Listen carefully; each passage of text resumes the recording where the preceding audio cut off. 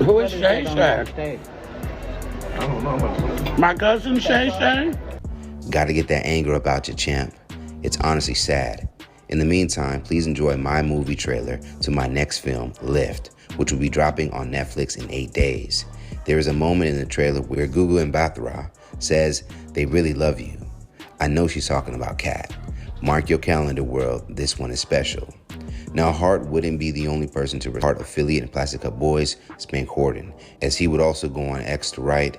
He comes back every 3 to 5 years to talk about the same shit. So instead of telling the truth, you want to lie about movies that hit your desk first? LOL. What homosexual role did Kev do in them 5 movies? You couldn't leave the country to do Fool's Gold in Australia, so the role got passed to Kev. Gary, you can help me out with this because, you know, comedy greats like Flip Wilson played Geraldine. Richard Pryor played some roles on his show. Jamie Foxx played Wanda. Martin played Shanae. I did Bernice Jenkins. Tyler Perry did Medea. It's a lot of comics and a lot of comedy greats that did characters for the sake of funny, for entertainment, for the sake of the laugh. And it has nothing to do with nobody's comfortable in the role. Nobody wants to put on a damn dress or comfortable in it, you know. That has nothing to do with my manhood being lessened for trying to play a role and trying to put food on the table for my family.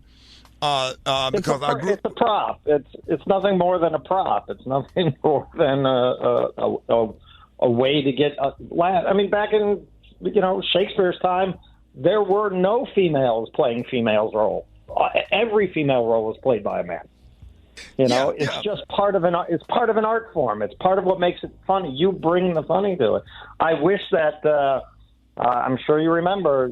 People don't know about this. The pilot that you shot for the King is a Comedy TV show, Bernice Jenkins had a whole sketch with Medea.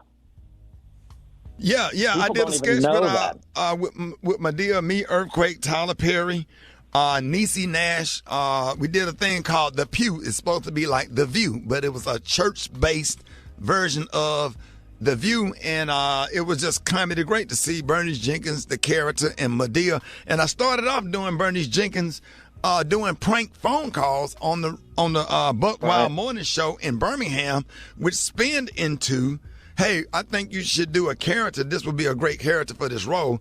So we were all in our 30s, late 20s, doing what we had to do in order to be successful. Now that we are older, I'm comfortable in my job in radio. I'm comfortable in, the roles that I get and the things that I get to do. And I just finished a phenomenal comedy special. So the statement about Ricky Smiley's not funny, I've been sold out since 97. I got to unpack this podcast because Katt made a comment where he said, why you think Gary Owen, who's a white guy, has been doing stand-up for 25 years, hasn't crossed over.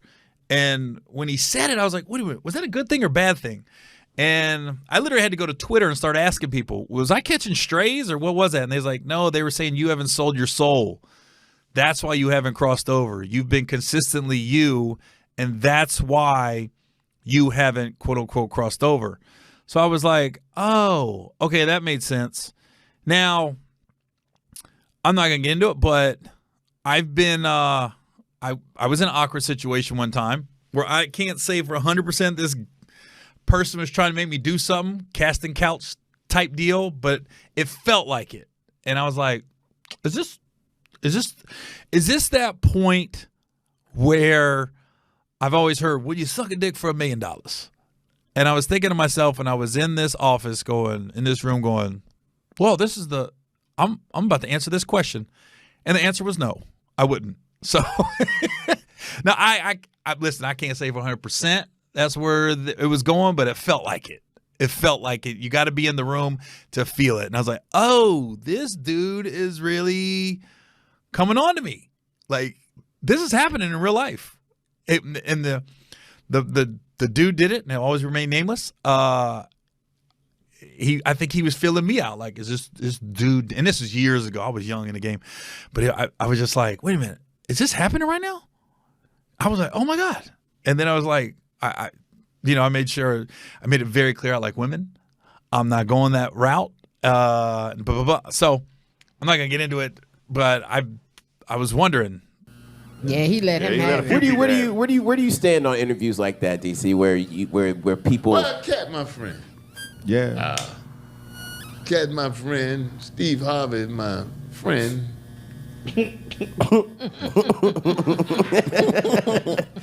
Steve is, like I've said on the show before, he's very sensitive.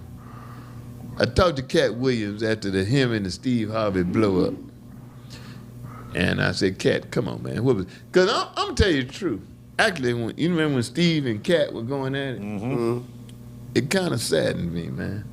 Because before that, the rappers would go at it amongst each other. Mm-hmm. Comics, we always had our beef amongst ourselves. Right. But I think that was the first time it was done out in public. Katt Williams versus Steve Harvey. So I was talking to Katt, and I asked Katt, I said, come on, man, what's going on? And it's two sides to every story. But Katt's explanation was, he was in a mall one time before we did Next Friday. Katt was in Next Friday. Right. And he was just a working comic. He had two sons. They were in a mall, and they saw Steve Harvey. Steve Harvey was on Steve Harvey's show at that time. His son said, that's Steve Harvey. Katt said, yeah. His sons wanted to go up and ask Steve Harvey for autograph. Katt told him, go ahead. This Katt story to me now. Okay. The boys went up. Steve Harvey, to make a long story short, rejected him. Big time. They came back to Katt. They said, he told us, he ain't doing none of that. And the boys went back and told him, Katt Williams, my daddy. And supposedly, Steve said, who the fuck is Katt Williams? Which at the time was a good question. Katt told his boy, don't worry about it, come on. Fast forward a year later, when Katt has come to be the Katt that we know him. Yeah. Steve was having trouble selling tickets in Detroit. They added Katt to the show, turned it into Katt versus Steve Harvey show, and Katt went out and just ripped a hole in Steve's ass. So that's Katt's side of the story. Yeah, basically that's how it was. He said he's the reason why Steve Harvey stopped doing stand-up. I don't know about all of that. But I'm just saying what he said. Yeah, in this interview, Cha-Cha show. But I mean, it's a difficult position for me because I respect both of them, not only on the talent, but on what they've been able to achieve. And you can argue about the talent, but you cannot argue about their achievements. Both of them have done extraordinarily well. Bo P and I went out. Katt had called us, and Katt was living in, was it Swanee, Bo P? Brazelton. And Bo P went out and spent a day with Katt, and Katt said, DC, I want to talk to you. And Katt stood up at his house and talked for 7 hours straight. Didn't sit down. And some of it made sense. Some. 7 hours. And he had an opinion about straight. everything.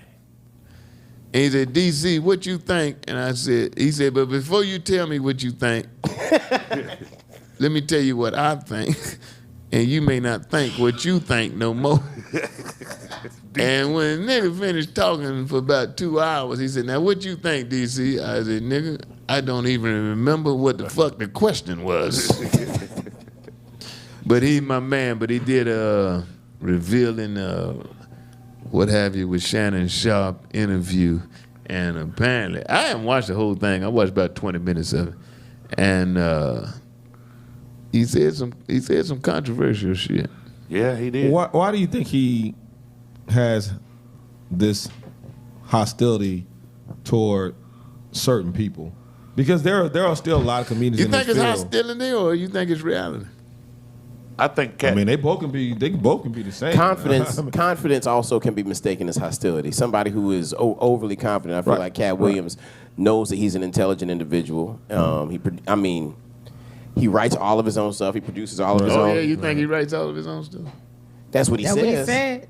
Uh-oh. That's what he said? He doesn't write all this stuff. He said 19 And shows, he's my boy, 19. he's my boy. 19. Okay. And by all means, I'm not faulting him for being know hostile. Some writers, man. I know somebody who used to write for him, too. I know some. Oh, really? I'm not knocking him. Right. Because, most of them had that. Arsenio, my buddy, he had 14 writers.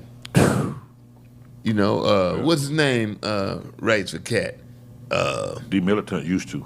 D. Militant used to, but the other boy Red. in L.A., not Red Grant, another boy. I know, Joey. Oh, D. Militant, that's cool. Joey Wells. Joey Wells.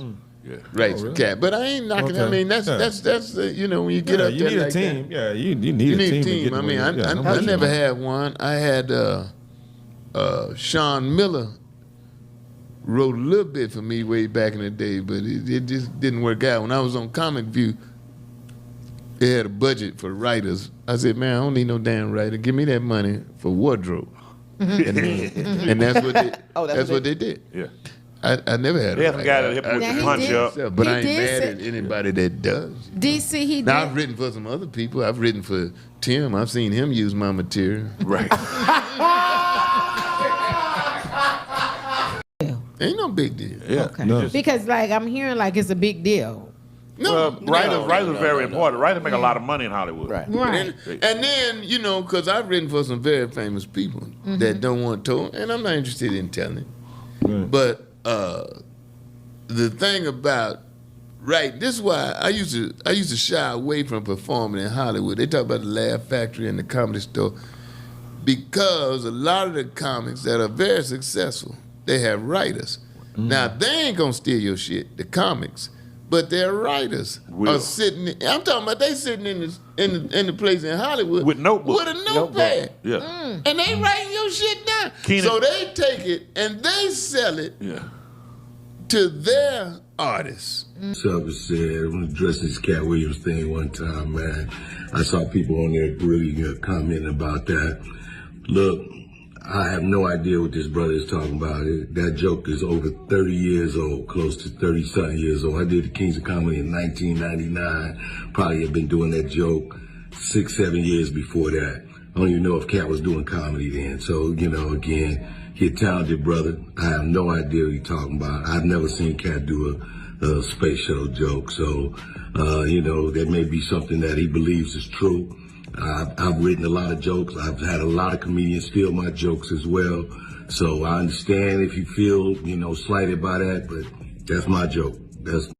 Whatever's never been Illuminati, only Illuminati, and I only left with bitches when coming from any party. Now I'm married with kids, the evolution of life. Never been a clout chaser, never say shit for likes. R.I.P. John Singleton. You never have to flex when you earn every one of your Fast and Furious checks. Afro with the sideburns, yeah, that's my signature. Addictions on the rise, comedians check your temperature. She responded in one of the posts on IG. Her comment says, I am not mad. I just wish he would get his facts right about me. Dang, I guess I will send him a reminder text. But are we sure that is Katt Williams? He looks a lot like Charleston White. Next to here on the screen, the post reads, don't say anything until Katt Williams invites Ali Siddiq to this hallway or ring. Don't say shit until you say something to me. Remember the unknown brother. I am not a 12-year-old boy or a woman. What up? Proceeds can go to a literacy program. Oh yeah, Steve Harvey. Tell him to catch me out in the ring or the streets. Let's work it out. You can have all the money. You're gonna need it because if you accept the ring or the hallway, you will be on a slow drip after either incident, so you can have the money. Comedian Red Grant, who is also one of Katt Williams' closest friends, he responded via IG with a post that reads, thanks Katt Williams for letting people know it's truth over white lies. My campaign is based on the truth to expose the political lies. We have to hold our political leaders accountable until they tell the truth, until it becomes a part of their nature. Purpose over popularity. # Grant at large. For the audition, Cube wanted to see us. What is your version? Yeah, well, we're old, and that was 23 years ago. So, our memories are what our memories are. You went out, you auditioned, they wanted you to play Money Mike, that was the sides that they had sent. The sides are the portion of the script for the part they want you to play. Those were the sides they sent. That was the audition you did. They said, great, we want you to play this role. My recollection is you had to go back and read for the execs from the studio one final time. And the night before that, we got different sides, and they said, no, we want you to play this role. And we didn't understand it. You know, we really were under the impression, well, you had the role as Money Mike, but then all of a sudden they switched it up. Now we understand why. Katt came in, blew them away. He's an incredible performer. That was probably one of the most iconic breakout parts in movie history. I mean, that was literally Katt's first movie. You know, Friday was not Chris Tucker's first movie. Next Friday was not Mike Epps' first movie. For that to have been Katt Williams' first movie, and he exploded. I mean, that literally made him an iconic touring comedian, one of the biggest to do it in this generation. And, you know, the rest, as they say, was history. But, yeah, absolutely, without a doubt, you were auditioning for Money Mike. We were told you had the role, and then that switched up overnight. And I'm glad I ended up being the Santa Claus, because that role was iconic and not as funny as his. I like the pimp. I personally like the pimp better, but the Santa Claus role was just perfect for me. At the time, I was skinny and could run fast, so and you could squeeze over that gate. So yeah, that was the. I just wanted to clarify that, and then there was no contract ever that. In agreement with the first Sunday movie, because that was a whole different production directed by who just directed my Netflix special, David E. Talbert, about me playing Bernice Jenkins. That's something that David called me personally. David and Lynn are fans and have been fans of my work for a long time, and it was like, we want you to play Bernice Jenkins, and you know, and here you go. And that's what happened. And I went out there and shot that in one day, me and Red Grant. And that was a lot of fun. Right. And it had nothing to do with Katt Williams' contract or whatever. So you know what I'm saying? Like, I respect Katt. Definitely disappointed that you have to get on the air and explain something like this. But, you know, That's the truth, and I don't know what else to say. So there it is. There's not much else to say. You know, it's indisputable that Katt played that role. Of stand up, the internet got ethered yesterday with the Katt Williams interview. So if you haven't seen it, you've been living under a rock. But Katt Williams went on Shannon Sharp's podcast, Club Shay, and nobody was safe, brother. Nobody. Here's my thing. Katt talked about Cedric the Entertainer. He talked about D.L. Hughley, and good and bad. I'm not just saying this isn't all bad. He talked about Mark Curry, Steve Harvey, Ricky Smiley. My name came up. Tiffany Haddish, Wanda Smith. Let me think. Am I forgetting? Let me see. He started off. The thing is, he comes in guns a-blazing. It's not even like a feeling out portion of the show. Katt just came in and immediately went in on Ricky. It all started with Friday. And as I'm watching it, and here's the thing about Katt. We all got opinions on comedians, and Katt doesn't hold his opinion back. I do. I'll be honest with you. There's some comedians I find funny, some I find hacky. I don't feel the need to air it to the masses. I'll keep that to myself.